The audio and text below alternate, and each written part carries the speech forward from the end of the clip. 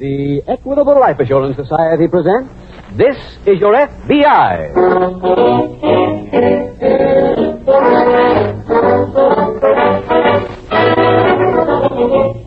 This is Your F.B.I., the official broadcast adapted from the files of the Federal Bureau of Investigation. Presented transcribed as a public service by the Equitable Life Assurance Society of the United States and the Equitable Society's representative in your community.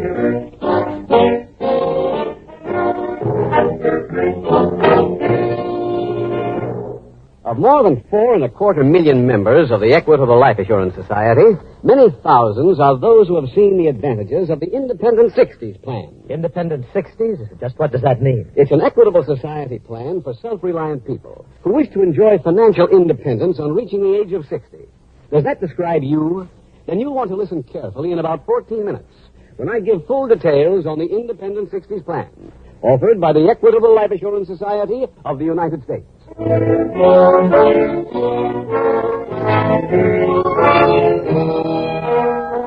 Tonight's F.B.I. file, The Honeymoon Homicide.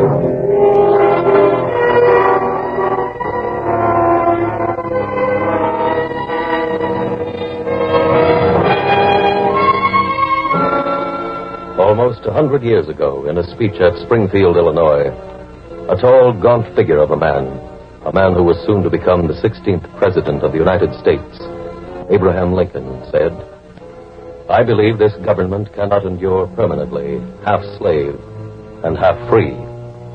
In a few short years, a war was being fought to decide that question. A war in which almost 500,000 Americans became casualties. Now, not quite a century later, a very similar question plagues the minds of some people. Of people whose chosen profession is law enforcement. As of this date, there are in the files at FBI headquarters in Washington the fingerprints of more than 8 million people with arrest records. In 1938, those same files contained entries on only half that many people. Thus, in a dozen years, the increase has been an even 100%. The question plaguing the minds of serious law enforcement officers throughout the nation today again concerns slavery and freedom. For to them, it is a question whether this nation can long endure if the criminal population continues to rise at that rate. This is not to say that our freedom is currently endangered and teetering in the balance, for that is not the case.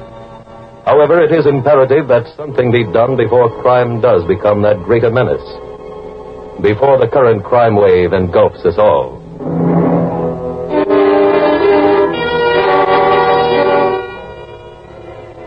Tonight's file opens in the chapel of a funeral home located in a large Midwestern city. A short, middle-aged woman, dressed in black, her head bowed in grief, stands at the door receiving the sympathies of the departing mourners. She leans on a man who is comforting her. Easy, Clara. Oh, Albert. Poor Albert. Poor Albert. Mrs. Turner? Yes. I'm mighty sorry about your troubles. Thank you. It's a terrible shame. And on your honeymoon, too. Come on, Clara. Pull yourself together. Now, is there anything I can do? No, thank you. I don't think we met. I'm Mrs. Turner's brother. Oh, how do you do? All the arrangements have been made. Oh, I see. Well, I'll leave you with your sorrows. I'm so sorry, so sorry. Only one more person left, Clara. Yes, George. He's coming up the aisle. He was Albert's best friend. Try to hold it in. I can't. My heart goes out to you, Mrs. Turner. Thank you, Fred. I won't keep you, but if you need me, please call. I will. Fine man he was. You mustn't, Clara. Don't do this to yourself. Albert wouldn't have wanted you to. Well, they've all left, Clara. Have they? We better go, too. If we miss the 9 o'clock train, you'll never make that appointment tomorrow with your next husband.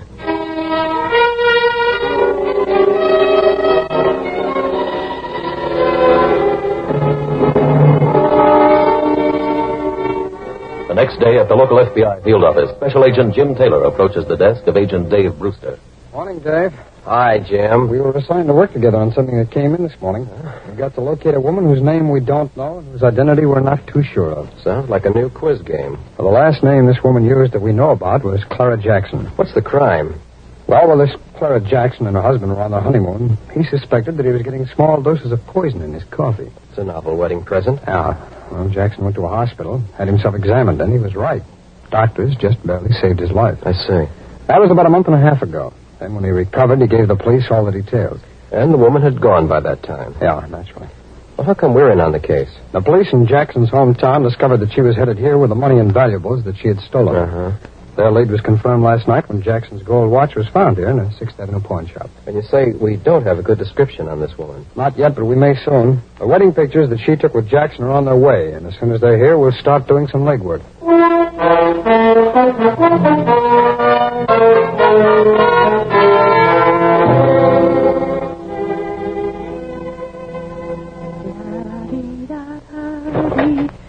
Hi. Greetings, Clara. Oh, George. Why, what's the matter? You're tracking mud all over the floor. I just washed it. Oh, that's a nice touch, Clara. Keep it in.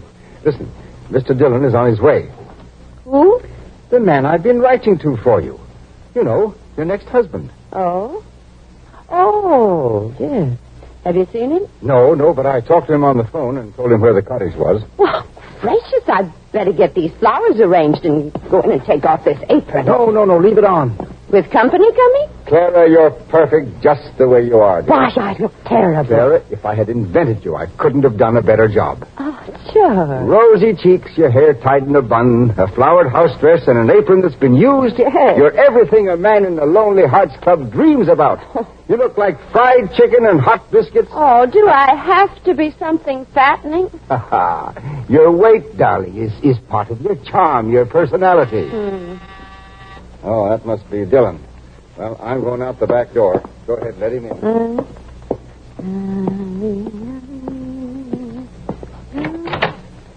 Hello. Hello. Mr. Dillon? Yes. Well, come right in. Thank you.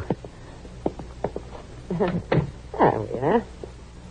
I'm Mrs. Franklin. I'm pleased to meet you. Likewise. Oh, you'll have to excuse the appearance, Mr. Dillon. Brother and I only moved in yesterday, and there's so much to do. Of course. Is it right here? Thank you. Well, you write nice letters. Oh. You belong to the club very long? Oh, about 6 months. You're my first pen friend. Mrs. Franklin. Yes. Do you... well, I mean, I hope you don't mind me asking on such short acquaintance, but... Asking what? Do you like bingo? Oh, heavens, yes. My lodge has a bingo party every month. Really? Uh-huh. Oh, I must tell you what happened last time I played. What? Well, you know those little pieces of corn you put on the numbers? Uh-huh. Well, we were all playing, 4 of us girls at a little table. Uh-huh. And we all had a lot of numbers covered. And all of a sudden... What happened? Well, I sneezed and blew all the corn on the floor. Will you go with me tomorrow night? Oh, I'd love to.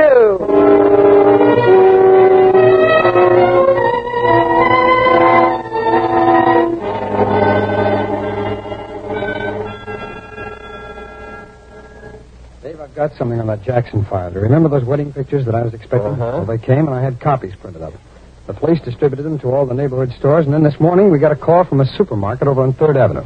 This woman was one of the customers, called herself Mrs. Turner. Get any address? Not yet. The SAC sent Ira Williams down to City Hall to check all marriages in the last 6 weeks. Well, I've got something, too, Jim. Oh? Jackson's belongings turned up in several pawn shops here, and in every case, the pawning had been done by a man. Oh? I'm having a composite picture made of him. Oh, I'll get it, Dave.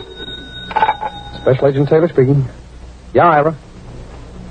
You have? Who? Yeah, I see. Any address? Yeah. Yeah, Ira. Yeah, thanks very much. Williams down at City Hall. You find the marriage license? Yes, the victim this time was named Albert Turner. Ira tried to contact Turner to warn him, but he was too late. Turner's dead, Dave. Woman's already moved out. Well, Let's call the coroner and have that body exhumed. We may have a murder case on our hands.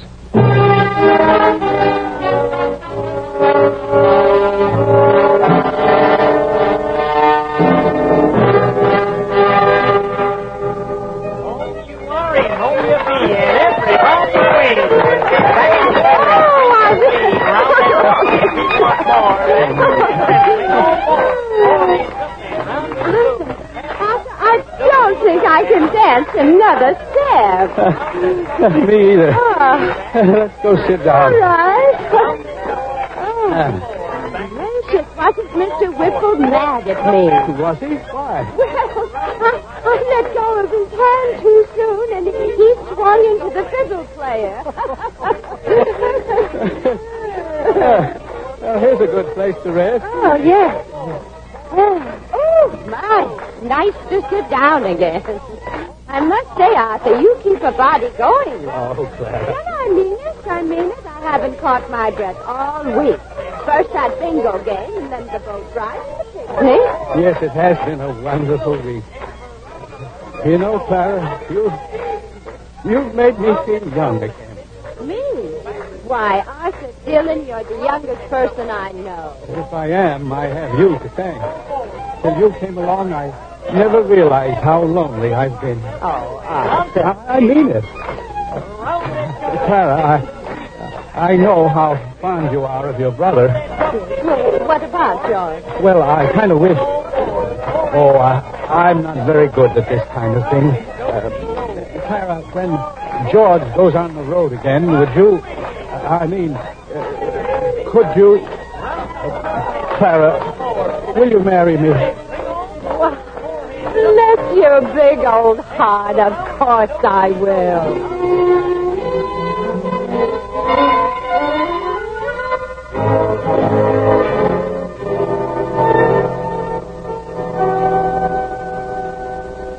Dave, a report just came in from the lab. On the Turner killing? Yes. The cause of death was poisoning. Nice business. Oh, according to the pawnbrokers, that composite picture we had done on the man was a good likeness. No? You check it at police headquarters? Yeah, her picture, too. Couldn't get anything. Huh? Did you send pictures to Washington? Yeah. I then should have got them this morning. I also spread copies around town. Where? Well, I went to the rail, plane, and bus terminals. None of the ticket sellers recognized them, but I had them post the pictures in all the employees' locker rooms. Jim, I wonder what made them start using poison. Now tell me. Those previous marriages, all she did was to take off with her husband's money. Oh, I got it, yeah. Special Agent Taylor speaking. Yes, that's right. You have? When? He's quite sure? Yes, that's fine. Yes, thank you very much. Hey, the locker room pictures just paid off. Oh. A Pullman porter recognized both of them. Did he know where they went? Yeah, they were on the Blue Diamond Flyer about 10 days ago, and they got off at Capital City. Clean up your desk, Dave. We'll get an okay and fly to Capital City tonight.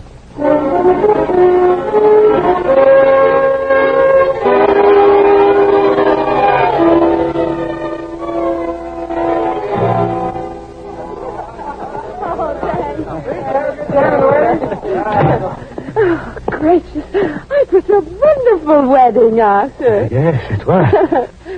You think it's all right for us to sneak out this way? Oh, heavens, yes. Arthur, help me get this right out of my hair. You two didn't think you were going to sneak away without saying goodbye to Brother George, did you? Mercy, no. We wouldn't think of it. Oh, you made a beautiful couple. Thank you. Say, George, if you'll help your sister get this rice out of her hair, I'll see if the car is ready. All right, old boy. Don't let her run away. Oh, Arthur, what a thing to say. You know, George, I've become very fond of him. Well, that's nice. I think a wife should always be fond of her husband. You're making fun of me. Now, look, Clara. You know you get this way every time you marry somebody. But this isn't like the others. I want to stay married to Arthur. Please, George. Look, I got a new bottle of the treatment. It takes a couple of weeks to do its work. Have fun with him for that long. But I do... Ready to leave, Clara? She'll be right there, Arthur. All right. Now, here's the bottle, dear. Start giving it to him tomorrow.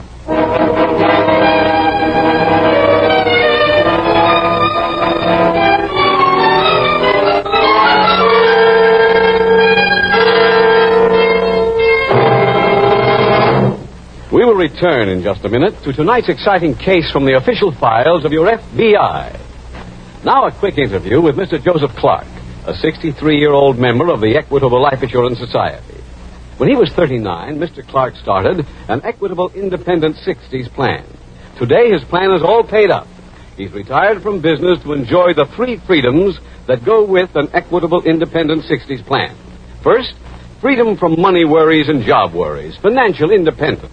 I've got 4 married children, Mr. Keating, but I'll never be a drain on them. Every month, right on the dot, there's a check from the Equitable Society in my mailbox. Second, with an Independent 60s plan, you're free to live anywhere you choose. The wife and I bought us a little place in North Carolina. Nice climate, nice neighbors. Third, freedom to do the things you've always wanted to do. But just for the fun of it, we started our own little tourist camp. We've got 3 cabins and room for 6 trailers. The place has paid for itself already. Mr. Clark, whenever I hear a man talk like that, I ask myself, why doesn't everybody in America have an Equitable Independent 60s plan? Guess they make the same mistake I did years ago. They think you have to have a lot of money to afford one. How did you learn the truth? From my Equitable Society representative. It's a fact. You don't have to earn big money to begin an Equitable Independent 60s plan. Ask your Equitable representative to explain why you probably have a big head start towards Independent 60s because of Social Security and life insurance already owned. Often only a small amount of additional insurance is all that's required. A few dollars a week did it for me. Friends, why not take a leaf from Mr. Clark's book?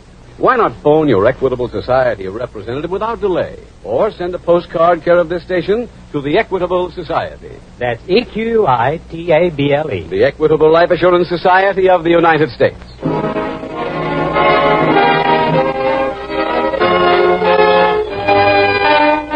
And now back to the FBI file, the Honeymoon Homicide.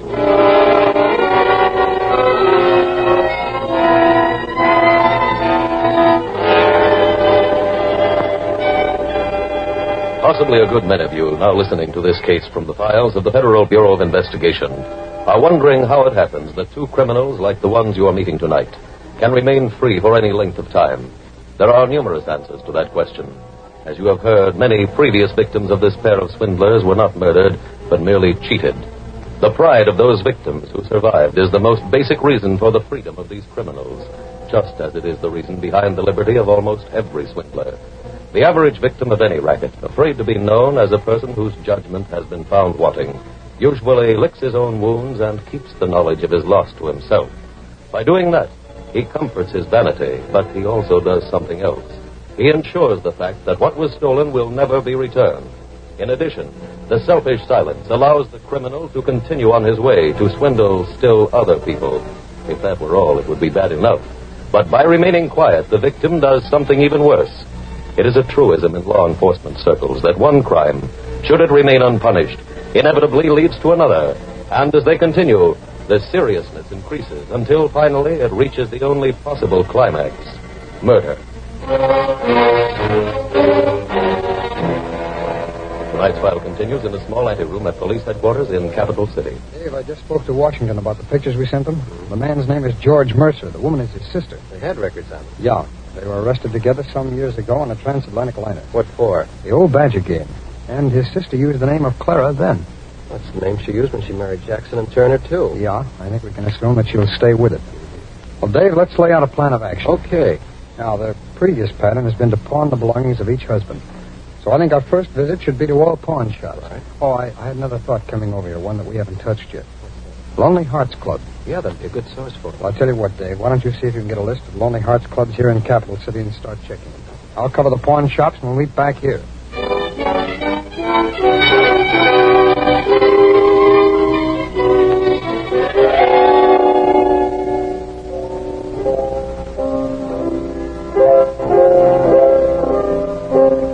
My, that's pretty. Isn't it? What's the name of it, Clara? Mercy Arthur, I don't know. Who can that be? I'll find out. Hello, Arthur. Well, bless my soul. Who is it? Come in and surprise her. Hello, Clara. George.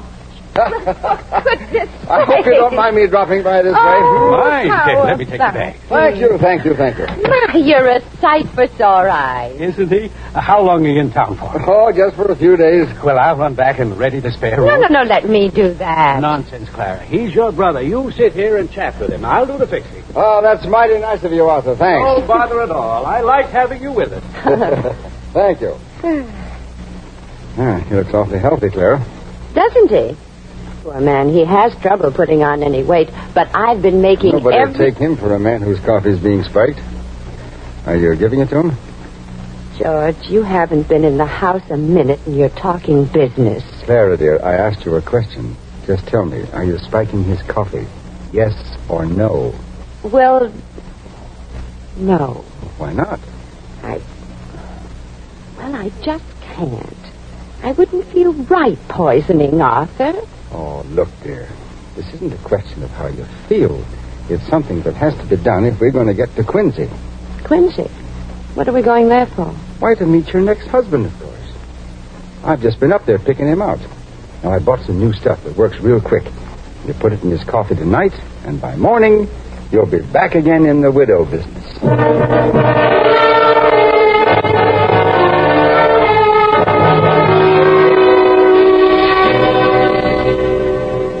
Dave, I almost made connections with Mercer. Where? One of the pawn shops. He just pawned some of the late Mr. Turner's belongings, including his valise, which could give us a lead. The valise? Yeah, there was a baggage stub on the handle, some numerals on it, so I called the railroad.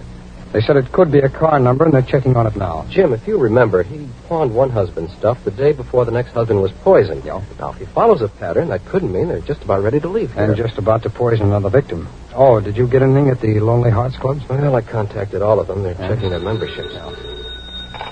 Special Agent Taylor speaking. Yes, Mr. Anderson? You have? There was, huh? Yes, right away, and thank you very much.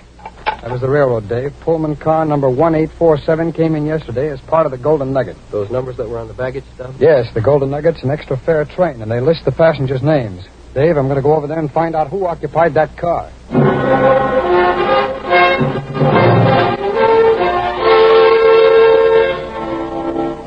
I've got that list, Dave. Mercer's name isn't on it. Let's see. There you are, 20 names, and not one of them close to Mercer. None of them even start with the letter M. No. One thing we can do now, check every hotel, see whether any of these 20 names registered yesterday. If they did, we'll go up with a picture and find out if it's Mercer.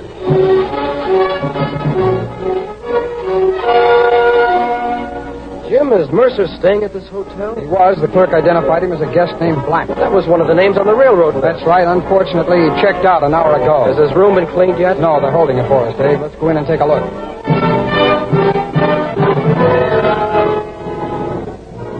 Nothing in this bureau, Jim. I may have something.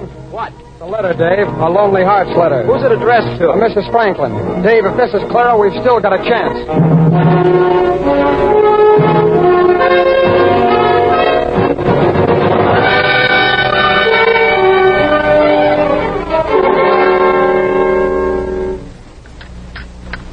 My. Oh. That was a dinner. Oh, boy.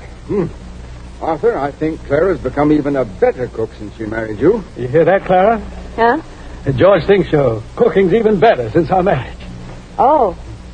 George, you being here with us calls for some kind of celebration. And I know just what it'll be. Yes? I got some cigars a couple of weeks ago. I'm saving them for a time like this. Be back in a jiffy. Clara, is the stuff in the coffee? Yes. But I'm not going to give it to him. Oh, don't be foolish. You can't make me, George. Oh, yes, I can. How? Would you like Arthur to find out about the boats we used to work? Oh. Or about the men you've been married to? George. Mr. Jackson and Mr. Turner, maybe? Oh, heavens, no. Then you'd better do it, or I'll tell him everything. You try one of these cigars, George. Oh, thanks.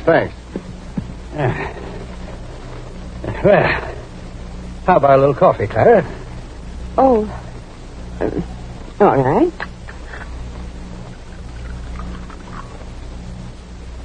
Here, George. Oh, none for me, thanks. No, give it to Arthur. Oh. Here, Arthur. Thanks. A little sugar and cream, maybe? No, I'll drink it plain. Oh, I'll get it. Hello, Clara. Huh? There's Mercer, Jim. Yeah, I see him. Clara, who is it? Pardon me, sir. Are you this woman's husband? Yes. Then maybe we got here in time. We're special agents of the F.B.I. We're taking these two down to headquarters.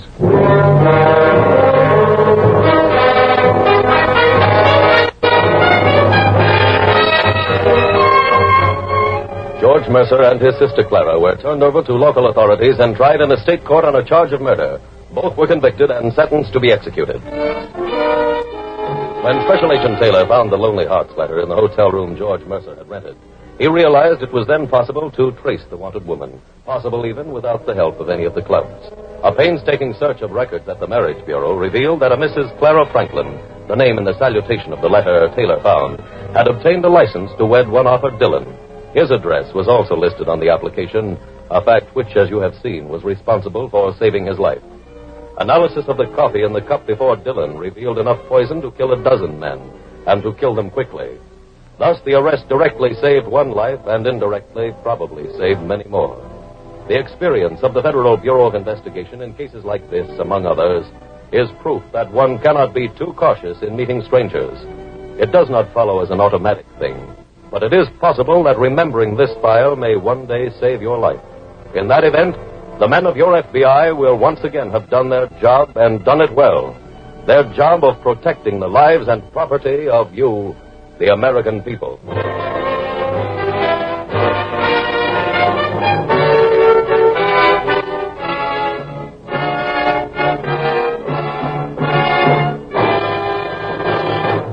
Now let's quickly review the 3 freedoms you can assure for yourself with an Equitable Independent 60s plan. First, freedom from money worries and job worries after your 60th birthday. Real financial independence. Second, freedom to live where you choose. Third, freedom to do the things you've always wanted to do. That's the good life you can look forward to with an Independent 60s plan. Don't say you can't afford it until you've talked to your Equitable Society representative. All right, care of this station to the Equitable Life Assurance Society.